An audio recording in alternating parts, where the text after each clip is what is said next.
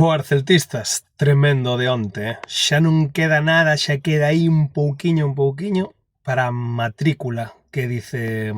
Claudio, para darlle broche final a esta maravillosa temporada, esta temporada histórica que vamos a recordar sempre, porque a priori partíamos con un equipo e un adestrador con moi pouca experiencia en primeira división, e recordada que os tres fichases que se truxeron este verán foron o Panda, que era un dianteiro veterano que levaba 2 anos sin ter unhas cifras, digamos, reseñables, un descarte por mala conduta de algúns equipos como el Molívar, e despois Marcos Alonso, que realmente sí que é un grandísimo xogador, como así para min, polo menos o mellor xogador da temporada. Pero increíble a temporada de Don Claudio, hai que quitarse o sombreiro con el, para min o autor único e inconfundible deste equipo.